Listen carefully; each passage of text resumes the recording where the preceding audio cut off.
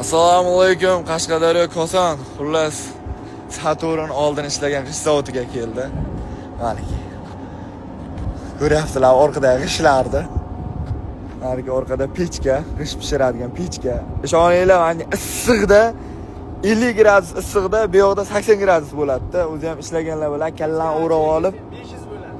Pechka achi 500 bo'ladi.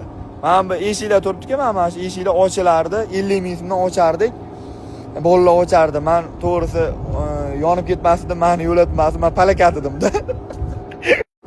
Bu xo'jam baquvvat edi, shuning uchun ikki havoni tagida turardik. Kamaz tagida turardik. Mana bunda kelib turardi kamazlar. O'zi ham nechta chiqarardik o'shda bir kunda?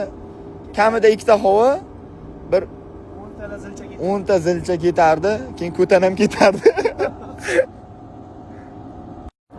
Lekin mehnati halol. Puli halol. Uncha-munchaga ishlasalar ham ketmasdi. Deyman, lekin puli tez ishlatilib ketardi, bilmayman. Kechasi yotganimizda ham inqillab yotardik. Ana yoqda uycha bor. Mana shu uycha ichida ovqatlanardik. Bu yoqda o'ylab ishlab, kechqurun anjumanga qilib tirnovka qilardik. Nimalar o'tdi?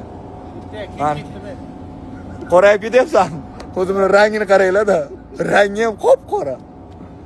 Bu endi nogiron, bunga ish yo'q. Jo'laringiz sog' bo'lsin, mehnatdagi bolalar, rabataga bolalar, charchamanglar, yaxshi bolalarga assalomu alaykum.